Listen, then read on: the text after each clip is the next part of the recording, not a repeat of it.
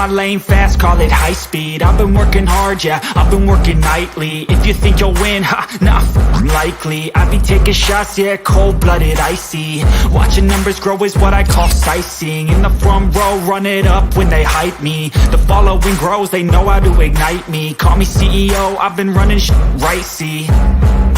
And I ain't playing games, I create my own lane, making pleasure out of pain, turning losses into... How's it going, Steeler Nation? It's your boy, Daniel J. Welcome back to State of the Steelers. Welcome back to the channel. And welcome back to the first ever Steelers Recap Roundtable, where I bring on a couple guests and we talk about the most recent game. Before we bring the fellas in, I just kind of want to do a little bit, what is it called? Talk a little bit about the contest we have going on. So right now we're giving away 2 tickets to the Pittsburgh Steelers versus Las Vegas Raiders game. All you have to do to get those tickets or be entered into the contest is be a subscriber. We'll be announcing the winner of the contest on October 30th at the post-game show after the Pittsburgh Steelers and Philadelphia Eagles contest. So please ring that notification bell. But with that being said, let's start this off. So I'm going to bring in my first guest. You've seen him on Behind the Steel Curtain on Steelers Nation Australia and the Pittsburgh Steelers Syndicate. I don't think this man sleeps. Mark Davison, how's it going? And also my new adventure, Welcome to the Bungle. That's my new podcast. How's that going? Everything. Oh, we're a no-show. There is no podcast yet. Just like they're winning the wins in their win column. Hey, also, I'm doing well. Sorry, I'm doing well. How are you doing? I'm doing great, man. It's been a whirlwind of emotions since Sunday, so to speak. Mm-hmm. A lot of news, a lot of talk, and some good, some bad. We'll get into it. Also joining the roundtable is Nathan Heintz from In Hindsight. Let's bring him on in. How you doing, Nathan? Fellas, I think just to get a good kick for Mark and get a smile on Mark's face, Bengals are 0-1. I can finally enjoy it. I can enjoy it now. As soon as I heard the TJ Watt news that it would be like maybe 6 weeks, I can enjoy it. They missed 2 field goals. 29-yarder. You losers. Yep. Like now I can enjoy Unbelievable. it. Unbelievable. You know, when I was watching that game, I didn't know that something happened to the long snapper until they were attempting that extra point there. When did y'all find out at that point as well? Or did y'all find out earlier in the game that something happened? I didn't know till after. Yeah, I think when they when the CBS crew was talking about it too, that they had to get somebody else in there to do the snapping and stuff like that. So I mean, that's definitely it's a problem. But yeah. I mean, it's crazy missing a 29-yard chip shot all the way to the left. What about the first one? Even I gave up so many times. Like I said during my live stream about whatever time it was, I was like, I am done. I'm exhausted. I'm sick. I'm like, we should have won by a lot. The Minka one, I didn't even have a reaction. I was just like, what? The Minka blocked the field goal, and then it was 2020, and then it kept going. Like it was crazy. It was so crazy. Like at that point when Chase scored that touchdown with no time on the clock, and I knew that the Steelers were just an extra point away from losing this game. I mean, I went to the lowest of lows. I was like, how can this team lose this game with a +5 turnover ratio, +7 in the sack ratio? Like, what in the world? And I was like, this is embarrassing. Like, this is absolutely embarrassing we got a chance. like jumping in the air. Oh yeah, that happened twice. And then the Boswell missed field goal. And then they missed a field goal, and then we got a field goal. Like, talk about a heart attack game and playing with our emotions. I'm finally happy now. It took me 2 days. I was like, I'm like hungover. I feel you, man. I'm the same way. Like when Boz missed the first one that doinked off the uprights, I right before it happened, I was like, over. It's Boz. I got up. I was like, oh, finally, this game is over. The ball goes up. It starts looking kind of funky going one way, and then it starts leaning in, going back in. And I was like, what in the world's going on? And then boom. And I was like, you got to be kidding me. Because this kid can kick. He kicked a 59-yarder earlier in the game. I was like, we just gave him great field position. I thought, it's going to be tough. Yeah. But so before we get into the ending, let's talk about the beginning. How did you guys feel about that first opening drive? The Steelers went 3 and out, a couple short passes, a little controversial on the DJ pass there on third down. What did y'all think about that series of events? We'll start off with you, Mark. Well, it's just kind of average, but I wasn't really happy with the call. I thought the call was abysmal. Deontay was going out of bounds and then reached over and he had the first down. And then Tomlin did challenge, and he's not going to win those ones because the refs don't want to be wrong. First drive, I can't even remember what we did, to be honest. I know we did a pass to Deontay. Did we run the football? No, it was 3 short passes. All 3 were completed. Right, but then we still couldn't get 10 yards. That's the problem. You know what I'm saying? That's the problem. And I know we're going to talk about Trubisky a lot today too. Yeah. Just wasn't impressed overall with the play calling. I think the play calling was much better in the preseason. There were some gadget things in there, but I wasn't that impressed, to be honest. You know, was that? Neither was that. What about you, Nathan? Were you expecting pass? Maybe not necessarily just passing necessarily right out of the gate, but this has been the same thing the last 3 years. And when's enough? And they had a few plays in there that worked out, that caught the defense off guard a little bit. But it's just so predictable. It's predictable. It's bland. It's old. There's no targeting in the middle of the field. And I know when your offensive line doesn't give you much time, it's hard to stretch the ball down the field. It's hard. But George Pickens, if you guys remember, he had his freaking man beat down the sideline. Yeah. And Mitch Trubisky, right when pressure's in his face, getting a little happy feet over there, has to throw it out of bounds. If he would have launched that sucker right down the sideline of George Pickens, you're probably looking at a 90-yard touchdown. But he threw it his way, but he threw it out of bounds because the pressure was right in his face. But Pickens had his guy beat by a mile. Play calling, few interesting things that did happen, but a lot of it seemed kind of conservative and kind of your, typical what the Steelers have been doing the last few years, and it's just not going to cut it. No, I agree. I thought that the play calls seemed like they were protecting Mitch. Just like last year, it seemed like the play calls were to protect Ben Roethlisberger from certain things. He wasn't mobile, so the ball was coming out fast, things of that nature. I also noticed that in this game, I thought that the offensive line did spectacular in the passing game compared to what they were in the preseason. So let's just say they were about average. In the running game, I haven't broken that down yet completely. I will say that Najee looks slow. Even before his, he coming in, he's been dealing with the Liz Frank sprain. I thought he looked slow. I thought Jaylen Warren looked a little bit more explosive than him. So I need to go back and look at what the offensive line was doing on the running game because Jaylen Warren didn't fare too much better either. But passing-wise, I thought that they gave Mitch some time. I was looking back at some of the tape, and I'll be breaking down that film and putting that out later. He was leaving a clean pocket a couple of different times. Just some of his decisions were concerning. But when it comes to the play calls, it seemed like they were trying to protect Mitch from something, and I thought his play was poor, especially in the second half. At this point, did y'all see anything positive from Mitch Trubisky that you guys can remember?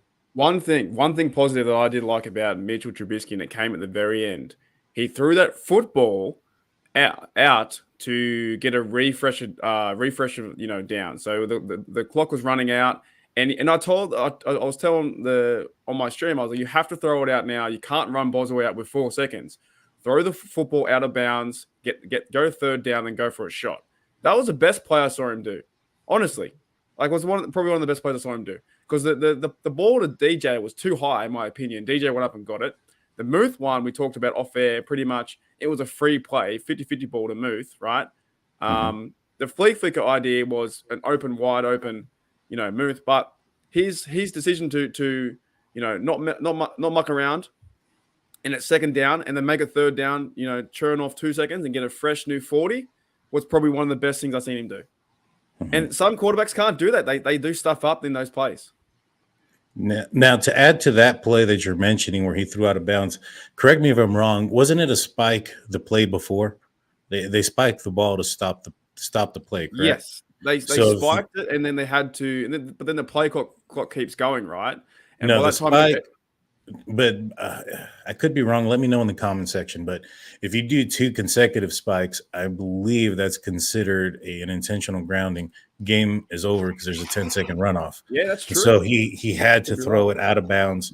And so I think that play was designed to run off 4 or 5 seconds just in case Boswell missed it. They weren't going to give the Cincinnati Bengals 2 seconds to turn around and kick it from that spot. Nathan, what about you? What kind of positive plays do you remember seeing from Mitch? Well, Mitch, it's not on him in terms of the lack of offense. It is sad that we get 5 turnovers and we don't have anything to show for it. Big time. Only lost by almost lost the game, and you had 5 turnovers. Oh. Like unbelievable. With Mitch, he was just kind of doing what it seemed like he did in Chicago. He didn't really he didn't really stretch the field, and maybe there wasn't enough opportunity down there. But I think a couple times maybe on his legs that he extended the play a little bit. There was one play, if you guys remember, where he was run out of pocket, and then he started slowing down. He got the first down, but I don't know if it was DJ Reader behind him or someone else, and he's holding the football like this, and I'm like, you're going to get that knocked out of your hand. Almost. And thankfully, he didn't get it knocked out of his hand. You know what made him, and it's fortunate that the defensive player did this. I was watching that play. The defensive player grabbed his back first, and that alerted him, and that's why he put the ball in. Had the defensive player just swung his hand in there, that would have been a turnover. Yeah. And to answer my question, I thought that his best play was getting rid of the ball in a timely manner when he was about to get a safety. And he threw it towards Pat Frymouth. If you can remember back to preseason, Mason Rudolph in a similar situation, threw the ball away, but nowhere near a receiver, and the Steelers ended up getting a safety. Yeah. It's crazy that in our opinions, though, that the positive plays that he made were incompletions. That is very true, because he did throw a touchdown as well to Najee Harris, and that was pretty cool, right? But they're all could have been worse plays than the positive ones we've all mentioned.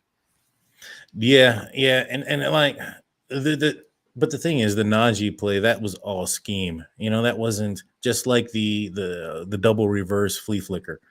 Like, that's not Mitch Trubisky finding the wide open guy and reading the defensive coverage correctly. That's a trick play. I believe the Najee Harris play was a play action pass, and I think that was his first option. He made the pass and he got the touchdown. So you got to give him credit where credit's due.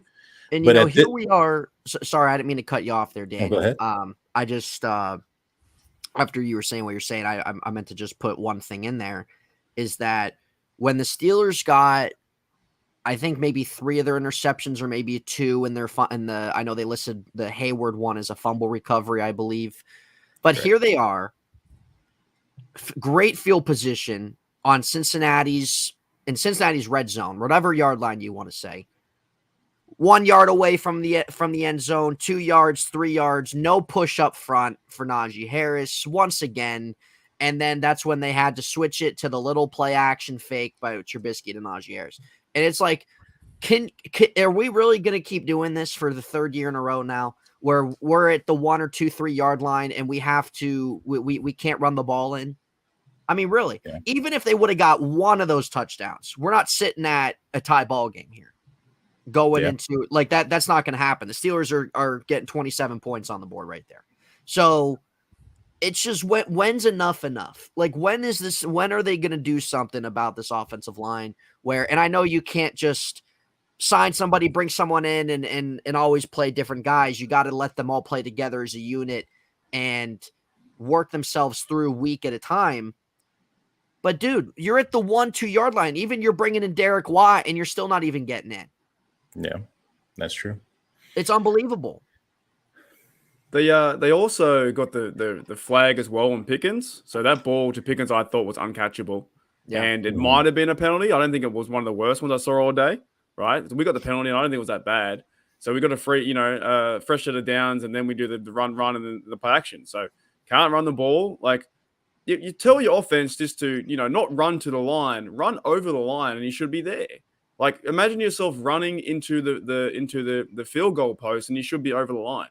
I don't know. It's kind of crazy, but we got the first down from the flag. We got help from the refs there, and then we got Trubisky on the scheme play to Najee Harris, which is a good touchdown.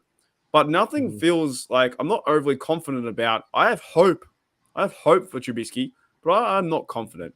I'm not confident in his abilities of his play. Yeah, it's not hard to be. I'm not very confident in Mitch Trubisky either. There's what he did in Chicago, what he did in preseason, what he's done in this first game. Could he get better a little bit? Yeah, probably, but it's not much different than what I've seen him in from what he's been in his career. But, the offensive line is a concern, especially in the running game. You're absolutely right, Nathan. Not being able to push it in from the 1 yard line is an issue. Najee Harris is dealing with a Liz Frank injury. Do you guys sit him this game? He didn't look, like I said, before he went out, he didn't look very Najee-like. He looked almost like Benny Snell out there, in my opinion. Just a little bit slow. To me, it depends. Do you sit him because he's not 100%? Because Najee thinks he's 100%, right? And he wants to play, so he's going to try and play. I think you probably could get away with him sitting and use Snell as backup. Use Warren as a test out Warren, man. Give him a game. Yeah, like a bit like the Pickett thing. Just a lot of people saying, well, Pickett, we don't know what Pickett can do because you haven't played him yet. You don't know what Jalen Warren can do either because you haven't played him yet. Give Warren some snaps and see what he can do back there. Maybe 20 snaps a game. And I would rather see him run into the wall. The thing is, the Steelers over the years have been abandoning the run a lot, and they go to the pass, and then they get in trouble. They get the third down 10s, and they can't do anything. I would like to see them try and establish a run, first down, second down, and then get to third and 3 would be amazing. And then bring some things in. But they're trying.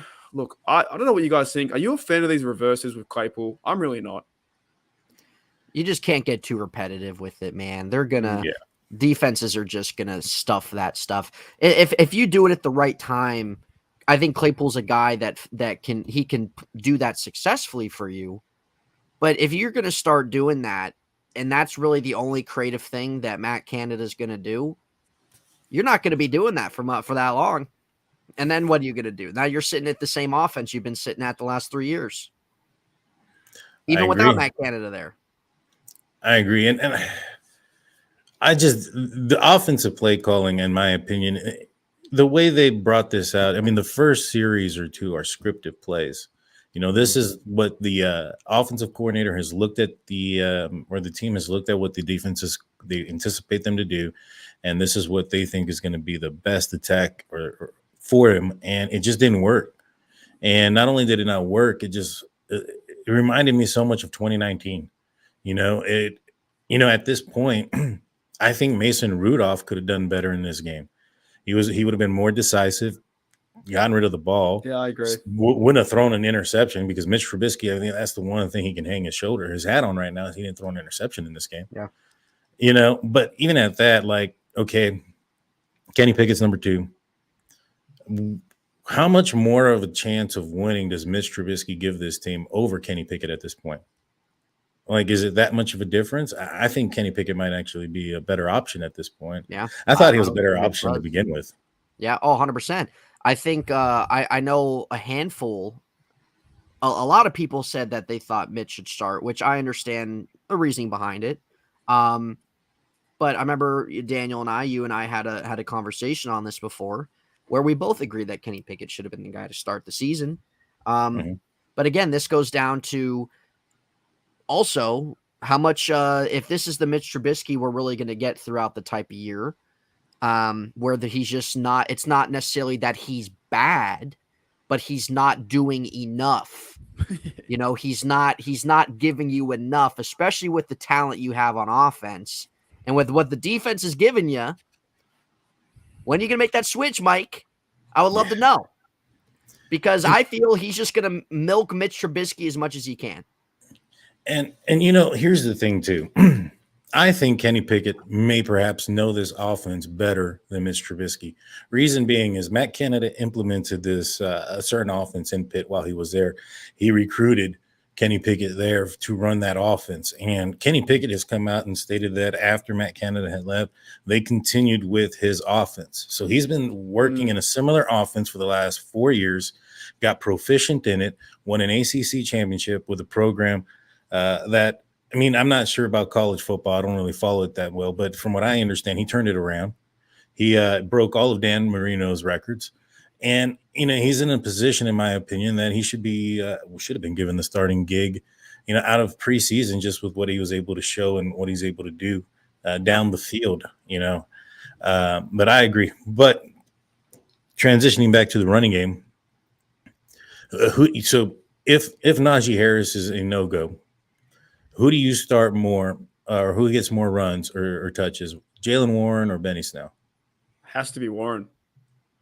What do you think, Nathan? Yeah, I agree with you, dude. Benny Snell, we've seen him. We know what he is. We know what he can do. Warren's earned that right over preseason, everything like that, to be the guy to be the next man up.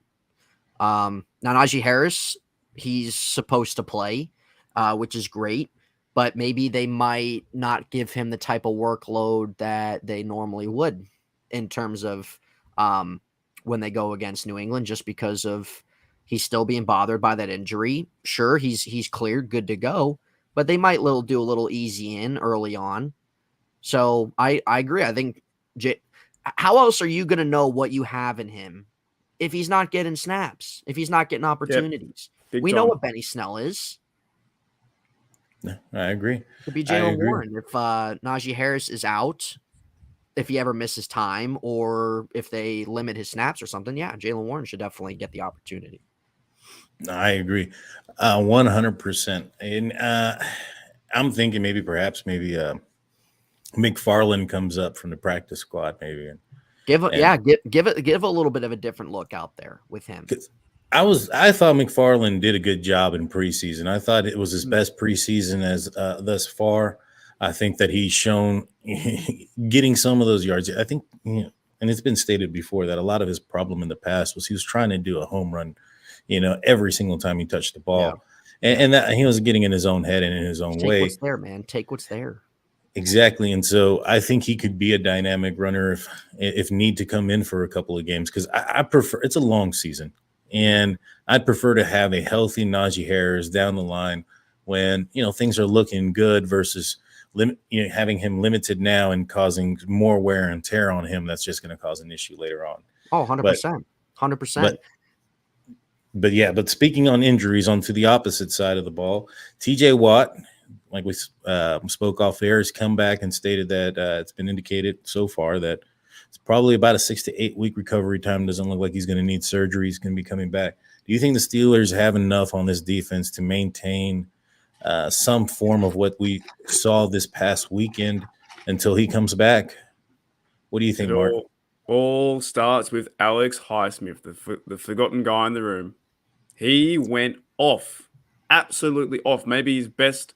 And it's so funny that TJ Watt, gets all the attention. Even with an injury, we don't talk about Alex Highsmith. He had probably his best game of his career. 3 sacks, and I believe he had a fumble too in there, and some tackles for loss. Yeah. I think the defense can hold up because they have the old heads like Cameron Hayward, Alulu, Ogunjobi. All those guys played really well. Did anyone see that Ogunjobi hit on Joe Burrow? Joe Burrow got messed up. I know I'm changing it. Yeah. Joe Burrow got messed up by Ogunjobi, and Joe Burrow got messed up by TJ Watt. No one likes Joe. People don't like this guy. They don't like him, man. The players like TJ Watt went out his way to hit him, and Ogunjobi went out his way to hit him again. And he got, 4 interceptions? Like, we should spend a whole hour talking about how Joe Burrow was so terrible. But to answer your question, the defense lit everyone up. And I think there's some promise there. Like, looking at it now, and then I can see the win. It's a 1-0 victory. The Steelers 1-0. And, of course, in the background, will Mitch play? Will Mitch start? Oh, my, that's going to, it's going to be there. The defense, though, however, Devin Bush played well. Miles Jack played well. The corners played well. Sutton got a pick, and then they took it away from him. which I think was terrible. Akilo got a pick, and then someone else got a pick too. Oh, Son got maybe two. Yeah, he Son got two. Yeah, he should have gotten two. Yeah. So the defense is going to be just fine, in my opinion. It's all led by Minka. Minka in this defense is absolutely amazing, and you never kind of hear from Terrell Edmonds doing stuff. But what I saw in this defense was so creative, and compared to the offense, was two different teams. Like, imagine this Steelers defense versus our offense. They would never let them score because you saw Terrell come into the box as well. That was kind of fun as well. You saw Trey Norwood go back in safety. You saw Minka roaming around the field and making tackles. He got 10 tackles. This defense is lights out. And I don't even know if Mac Jones is playing next week, but it won't matter. They're not favorite in this game either because their offense is so poor, but they should be winning this game. This defense is legit. And TJ Watt being out, I think Malik Reed can step up, but who's the guy behind him? But I don't think it overly matters right now because the D-line is so fantastic. Oh, yeah. Yeah, the D-line, they showed up. They played out. They were out of this world. I think Joe Mixon had like less than 4 yards a carry. I think it was like 3.2 yards per carry, something like that. Only had 82 yards rushing. Yeah, he just had one big run there. Right. He had one big run, and that was all. He was and Devin Bush was a part of that. I thought it was very odd that the Pittsburgh Steelers were playing Robert Spillane a lot in dime. I would have thought that would have been Devin Bush with his sideline speed or Miles Jack, but they had Robert Spillane until he got his eye poked. What did y'all think about the play from the middle linebackers? I thought they played excellent, including Robert Spillane. I think he had a couple of plays where he got dragged for a first down. One against, I think it was their tight end, Hurst, pulled him along, and I think Burrow did too. But outside of those two plays, I think they've played fantastic. Let's get your thoughts. We'll start off with you, Nathan. Yeah, Miles Jack made his presence known. I think after this year, he's got 1 year left on his deal. I say Omar Khan, open the checkbook and give him a nice hefty extension because he is your next guy that we have not had since Ryan Shazier. And I think a lot of us, sometimes we want to compare things because of how good Ryan Shazier was for us. But they did what they needed to do. They made we look at last year. We look at last year with how bad they were at stopping the run. Defensive line was a little banged up. You weren't getting any production out of Joe Schobert or Devin Bush down there. You look at week 1, you bring in a healthy Larry O. You have Alu back. Devin Bush, we know how he's been. And then you can bring a guy like Miles Jack, who's a proven guy in this league. And you can look at this game alone and look at last year and say, yep, we know that's what they were missing right there. So kudos to, Miles Jack balling out, doing his thing. And Devin Bush, obviously, this was the best game he's had in 2 years. So I think anybody will take that any day of the week. But I think Mark also explained it very great in terms also of how the defense as a whole will hold down the fort without TJ Watt. Sure, you're not going to replace him. He's an irreplaceable player, arguably the best defense player in the NFL. You're not going to replace that. But you have plenty of talent for guys to make plays and for them to limit the damage without him. And I think as long as these guys are healthy, you're gonna continue to see these guys ball. And I think as well, you look at a guy like Brian Flores and his impact with these inside linebackers already for the first game and what he's doing with them. This is what they've been missing, folks, the last 3 years. Maybe 4, 5, however long it's been since Ryan Shazier's been gone. And it's a breath of fresh air and now we got to see how Devin Bush, can he add on? Can he go from the next step after this game? That's a big thing to look at. To me, he played pretty well, and I think this whole defense has a new attitude. Mm-hmm. You guys don't agree? Like they came out tackling, really hard. Middle linebackers were tackling hard. Miles Jack was in there. I just looked at the stats. Then they had tackles for loss. They had 9 tackles for loss, right? And they did a lot of tackling as well. I just looked at. The whole team had 93 total tackles. So that's like 93 players involved in solo and assist and stuff like that. That's quite a lot to be on the field, right? They're on the field for 46 minutes. They end up getting 2 fumbles and 5 sacks and interceptions. They have a new attitude, I think, on this defense to say, like, we're not the same Steelers last year. And they had the one big run, sure, but that's football, right? Football's going to happen. But overall, I think this attitude of this defense is pretty good. Even when Mixon got away, Minka tackled him into the ground like he wanted to tackle him down into China. Like he went so hardcore. Yeah, running like Minka was angry, man. And I want to. Now it is Minka's a true Steeler. You can see it now. Like you can really see that energy. Same with Cameron Haywood and Miles Jack will be in there too. TJ Watt being out might also be a blessing in disguise. If you can let him rest up and let him go hammer and tongs right near the end of the season after the bye for the full, that can be his season. Yes, he got hurt, but he's going to be resting everything else. He's going to be resting. He might be a bit rusty, right? But if you have him for 10, 11 games into the playoffs, that's a season in itself. So what better way to get hurt at the start of the season than 3 weeks before playoffs? So than it later on. I think the Steelers can get around this, and I think if the only thing I question is offense, just go and score points because the offense only scored 7. If the teams didn't score any points, we would have lost 20-7. Right? That Minka play was amazing. First play Joe Burrow got sacked in the Super Bowl. His next play was a sack, and then after that, he threw a pick. Not only did he throw the pick, but did you see the hit that TJ Watt laid on him afterwards? Yeah, he killed him. Oh man, that was great. That was great. I loved it. I saw that. I was like, man, TJ Watt is a bully, and I love it. Burrow was scared in that game, man. I don't care what anybody says. He was scared to throw that football.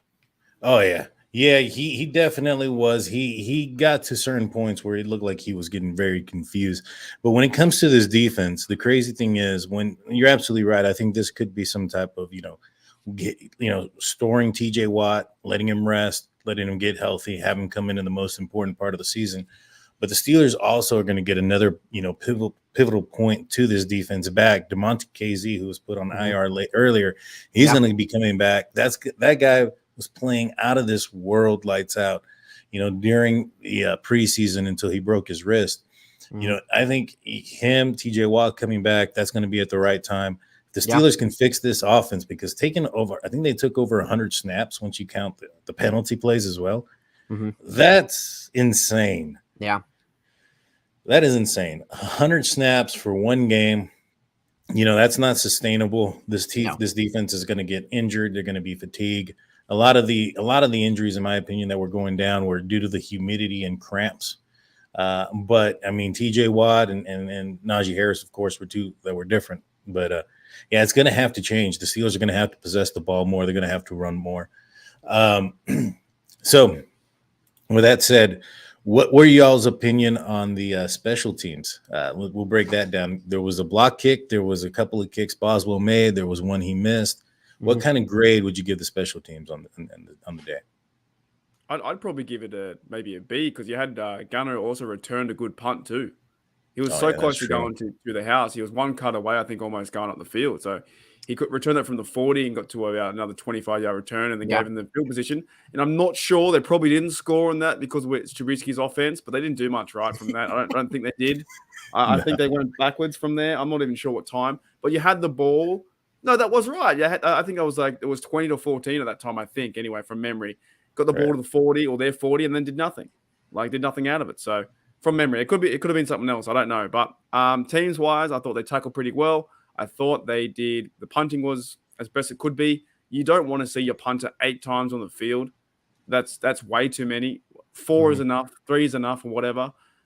Field goal, Boswell did his best for the first one, but that's 55 yards, and it was on the logo. I think sometimes too, I think the logo can affect it. I don't know how it does that, but I've seen other kicks on the logos being affecting it. Maybe because it's so freaking far away, you probably look down and go, "Holy shit, I'm on the logo," and you get in your head, and you're like, "Look how far away I am, coach."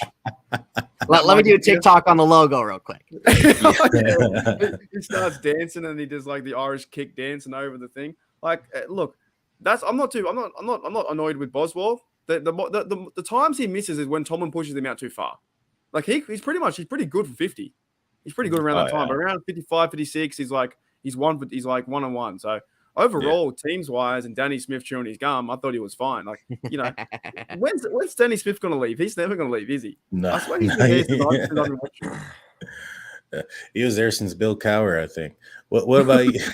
What about you, Nathan? What did you think about the special teams? Yeah, they were great. They Boswell's kick he missed from the first one. That was tough because he's a guy, he can make them, but that whole thing's a different story for another time. But really, special teams, Gunner's going to break one for a touchdown one of these games. He's going to. Oh, yeah. He's got that speed. He was an all-pro last year doing it for a reason. He's going to one of these games. But yeah, they didn't give up really anything crazy when it came to return yards when they were kicking off or punting away. Obviously, the Minka block field goal was just absolutely unbelievable. And Boswell made the clutch field goal at the end there. I don't really think you can really ask for much better than that. No, I agree. And one thing that I really did like about special teams, especially in the punting unit, was there wasn't any botched kicks.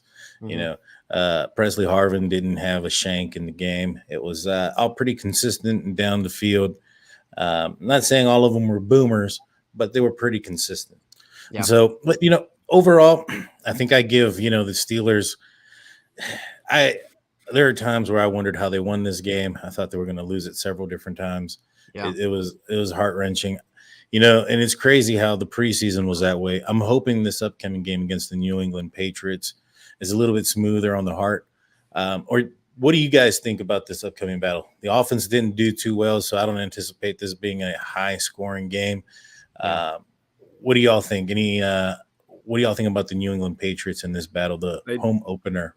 Just need to take possession of the football, score at least probably 14, maybe 7, at least get a field goal in there somewhere, 14 to 17 points, and let the defense work and take care of Hoyer or Bailey Zappi.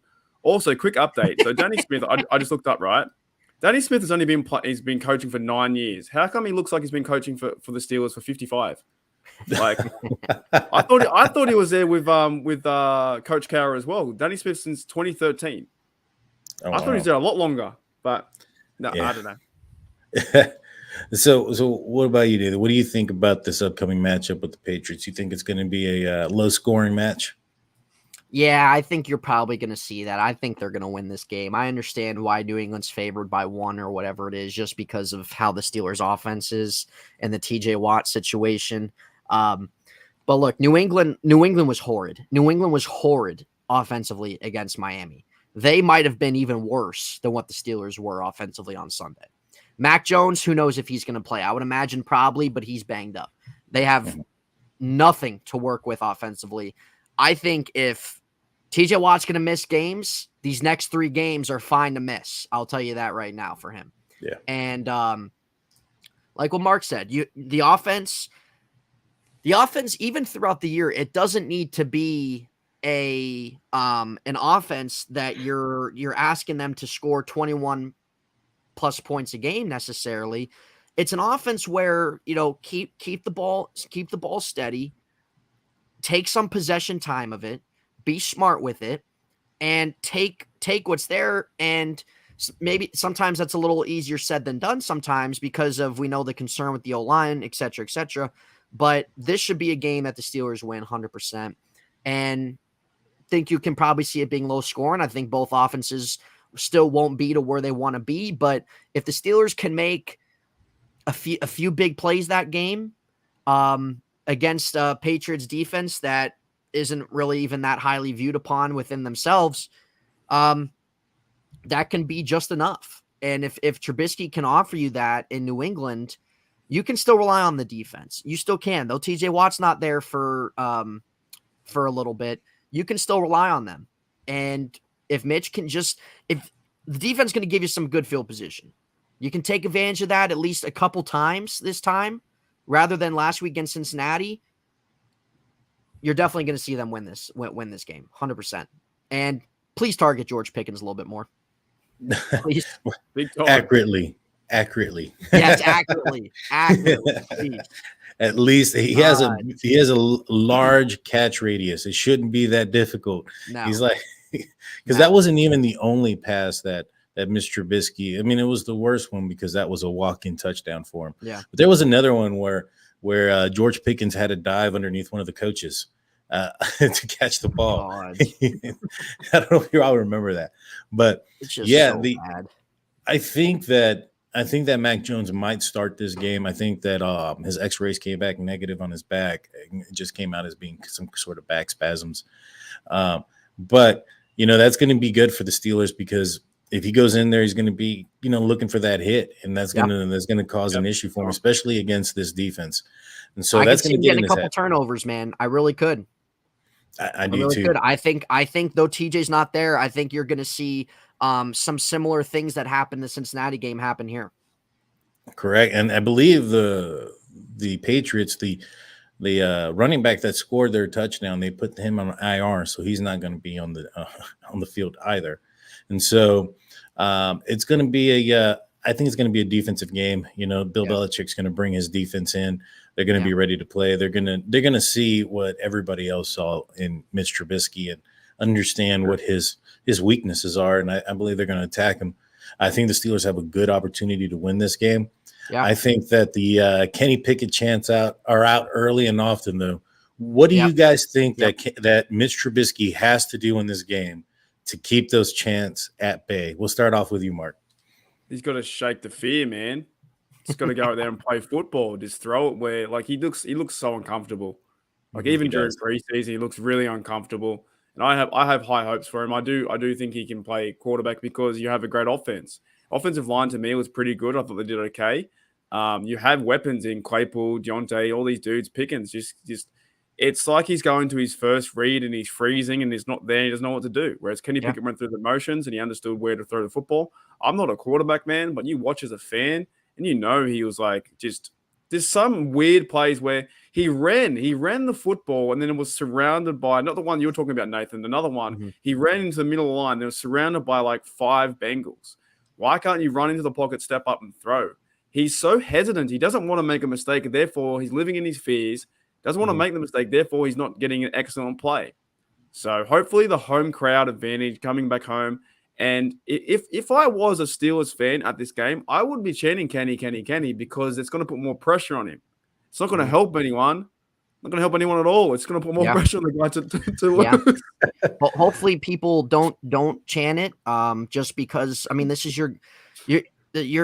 your quarterback right now, and you want him to do well. You want him to win games and stuff. Kenny's time's going to come, but Mitch. Whenever he starts, if he makes a few mistakes, he's going to hear it. That's just the reality of it. Yeah. I think he actually hears it before the game starts. To be honest with you, I think those Kenny chants are going to come out. Probably hears it when he's laying in bed.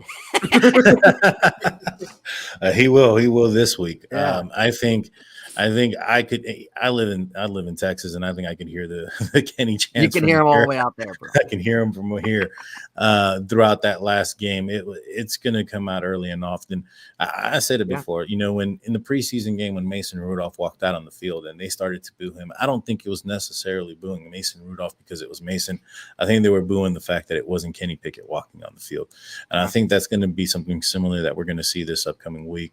Yeah. I think I think Mitch Trubisky is going to have to drive down the field on his first drive and score a touchdown. Yeah. Or else it's going to be So it's going to be worse. Do we dead set think when the NFL breaks, when they do that little zoom in thing, it's like, Trubisky, they talk about him. Do we think the very first drive when he's walking out, they're gonna chant Kenny? It only takes one person to yell out Kenny, and then everyone starts doing it. Yeah. Oh, I do. I do. It could be the very, very first snap. I think before the snap, bro. I'm thinking as the fans are filling in the stands after they've been let in and their tickets are scanned. That's when the chants are happening. I've got a question for you both. Then, what are you guys' opinion on him being a captain? First year as a captain, I think it's the first time that's coming into the Steelers in a very long time. Yeah, it is interesting. Where I don't know if it's something where Tomlin wants to give him the most confidence he can have here. I don't know if it's something like that. I don't know if Mitch is viewed as a good. I've heard from what former teammates of his said, that he's a good dude and a good locker room guy. So I don't know if it has something to do with that. And they like his maturity and leadership as a, more veteran guy there. But it was for first year guy. Yeah. A little different, but maybe it might just be because of that, or maybe just because, they want to rally around their quarterback right now. I'm not sure. I think it's because he's the oldest guy there. It's a young team. Everybody's young there. The 40-year-old quarterback is gone. I mean, you look at who's been on the team long and is older than Mitch Trubisky. I mean, the offensive line is brand new. You got a bunch of young guys. Their leader is probably James Daniels. He's a first-year starter, first year on the team. I mean, and your wide receivers, you have Deontay Johnson. He's a quiet guy. Yeah. Outside of him, you got Claypool, and Claypool's he's the opposite of a quiet guy, and but in not so much the best light, in my opinion. He has that Juju Smith-Schuster and TikTok vibe to Chase Claypool. It's just kind of the immaturity. There we go. That comes with Chase Claypool. Which I will say this: I haven't seen that out of him this year. I haven't seen the immaturity. I haven't seen anything but focus, hard nose, ready to go. I like what I've seen out of Chase Claypool this year. I gave him a lot of heat this past offseason just based on a lot of the stuff that happened last year with the first down in Minnesota and just the personal foul penalties that he had. Just, selfish play. And this year I haven't seen that out of him. I think he's doing a fantastic job and he's doing very well. But when it comes to that, there's nobody else on the team to be a captain. Now, him being a captain, does that make it harder to replace him as a starting quarterback? Do you guys think that you can't bench your captain? That's a good question, man. Well, that's why I brought it up too. I think it would be very hard to bench your captain. Yeah, he's a captain. So can you take that away? I don't know. They might just roll with Trubisky the whole year until something happens. But I think they want to give him, like you said, Nathan, they give him a lot of confidence to play. And we may turn around and go next week, he might light it up, and then we'll go, holy dooly, he played really well, 3 touchdowns. Yeah. You got to give him a little bit of time. You can't just cut his head off after one game. You got to give him a little bit of time. I know everybody wants to see Kenny. I know we all do. But Tomlin's been very vocal about Trubisky. He even said in his press conference, just really talking about that he impressed him in different ways, and that he that final drive leading up the game and everything like that. I know Tomlin wants to get the most he can out of him, but I think it's going to come to a point we see Kenny this year. I do. And I know you said it. Is it going to be hard to bench the captain? Yeah, it is. But I think when the Steelers if they're sitting at a spot, they're a little bit over 500 and they're not getting enough from their offense. Well, that's what I think is going to happen. Well, like Michael O'Malley says, he puts the trash can over Canada. Here's the thing about that, and I like that point is Mitch being a captain at the bench more important than an offensive coordinator losing his job? At a certain point, Canada is going to say, yo, this guy's not doing what we're telling him to do. He's not throwing in the places that he needs to throw in a timely manner, on time, decisively. He's making Canada look like trash. Absolutely. Everybody's already looking at him in a bad light. At a certain point, these guys are going to have to pull the trigger if he doesn't improve. That's it, man. I think you're going to hear it from the fans. Your media's going to be talking about it.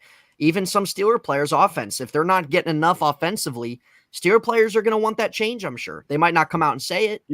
But you know what I noticed, too, about that as well? I saw Muth a bit annoyed at some stages as well. Did you guys see that? Muth was pretty upset. He was walking off of the sidelines. He was pretty upset. And he's the guy that needs to be featured in this offense, is Muth. Yeah. There was one time he was going off with third and out. And he seemed just walking off just like hands up, just going, what else am I supposed to do? Yeah. You know who else used to do that? Vance McDonald, and he used to look at Mason Rudolph. This is back in 2019. He hated Mason Rudolph because when he wouldn't see him, he wouldn't throw the ball, he wouldn't throw over the middle, and if looks could kill.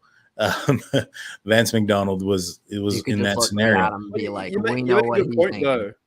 You make a good point, Nathan, too. If the players aren't confident in Trubisky, then that's going to put a lot of pressure on the coaches to change. So this could be – look, I wish him well. I hope he does well because I want to see our team win. I want to see us win a Super Bowl, right? Yeah. We want to know. I want to know.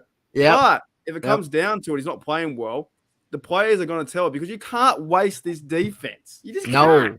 No. And not only that, it's going to come to the point where if this doesn't change, the media is going to start to ask the players, do you want to see Kenny Pickett? Do you prefer this, that? That's going to drive a division into the locker room.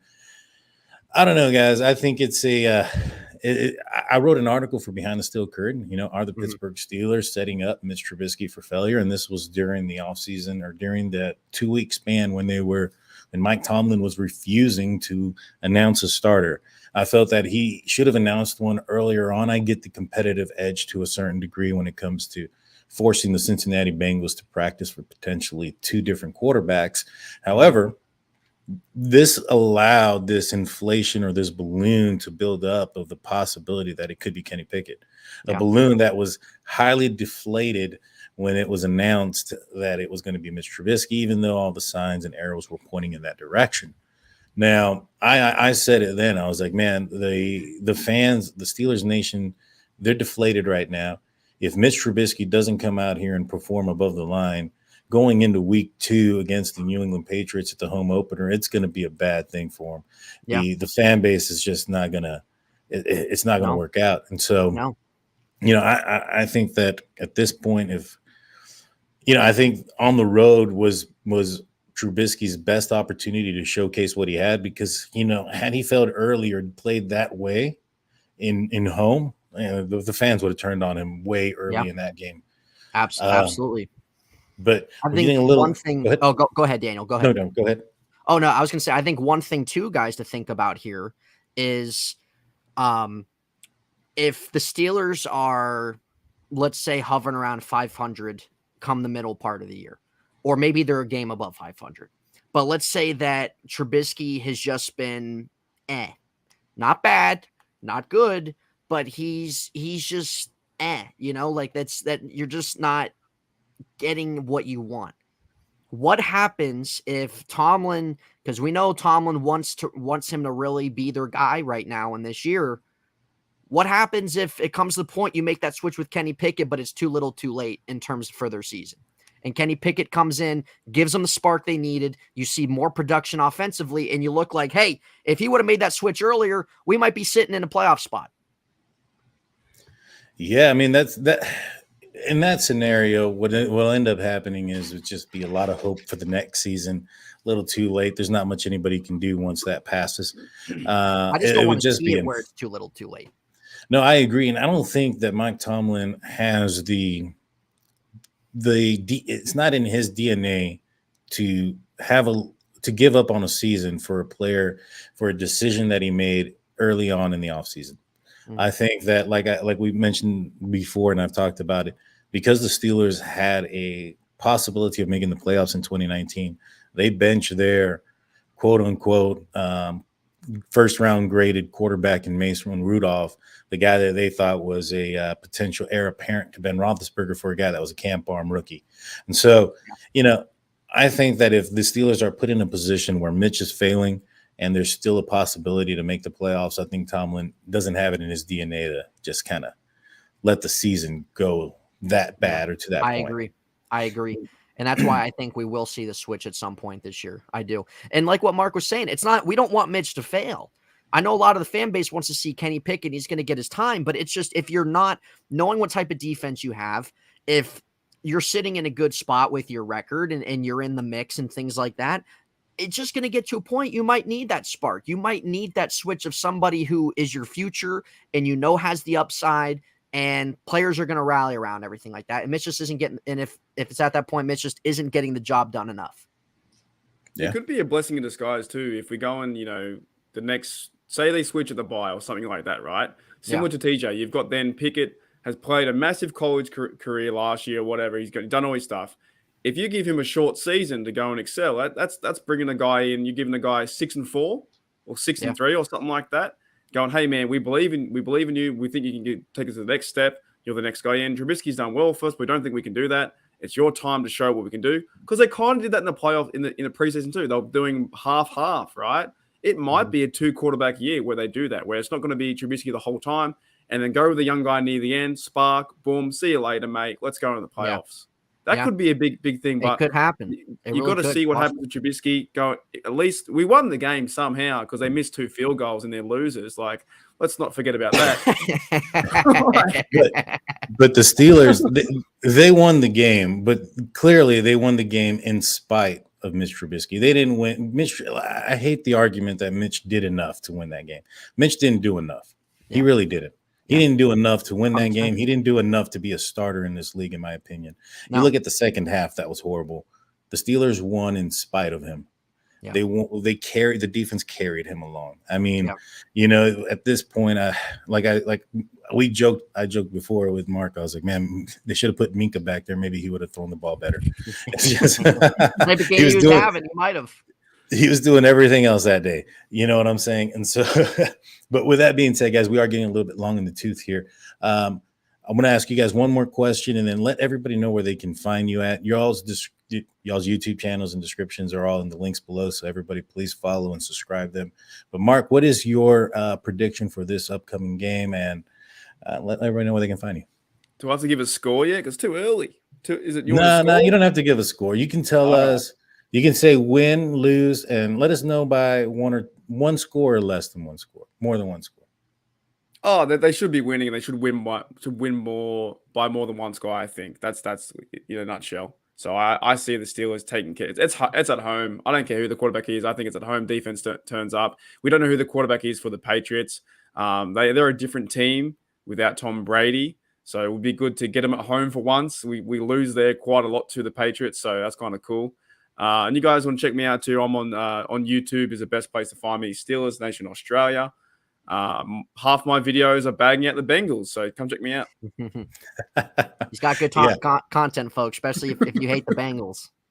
If you hate the Bengals and you love Mike Tomlin, you will love Steelers Nation Australia. That's it. It's freaking great, folks. How about you, Nathan? Yeah. What do you think the Steelers are going to do this week? You think they're winning, losing, and let everybody know where they can find you? Yeah, I think they're going to win this game.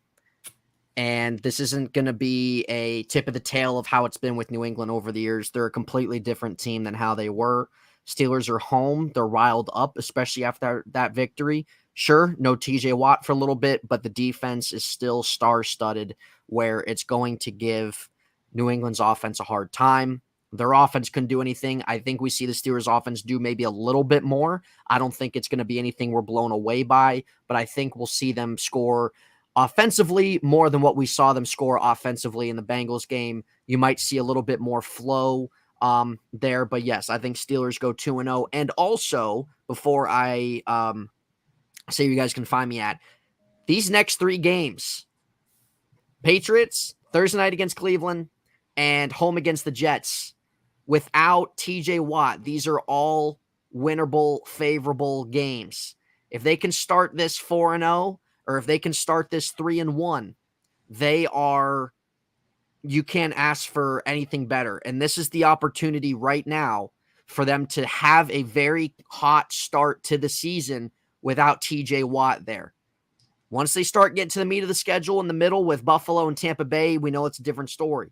But if they can start off hot, starting 3-1, 4-0, that would be fantastic. And they can do that. They can do that. All these next 3 games are very favorable. And hopefully they do that and they take care of business for these next 3 games. But yeah, Steelers win on Sunday. You guys can check me out on YouTube in hindsight. We're still growing the channel over there, folks. Put out some content yesterday talking about the game. We upload pretty frequently, usually 3 to 4 times a week. So feel free to hit me up there. All my social media are in my videos descriptions as well. Twitter, Nate_Heintz. Instagram, Nathan_Heintz. Facebook, in hindsight, my YouTube channel. My YouTube channel name, if you guys want to keep up with the channel.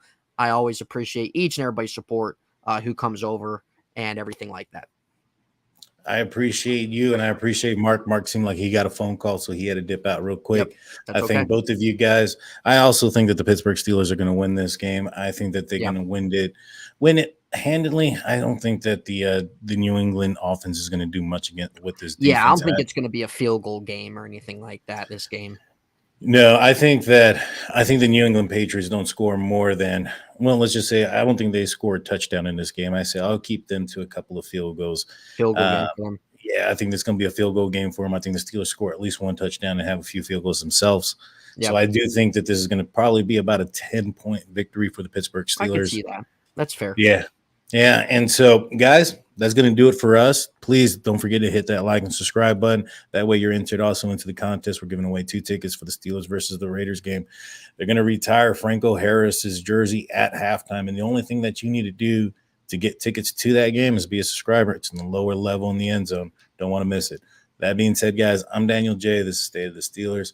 Let's do this again next week, guys. Peace.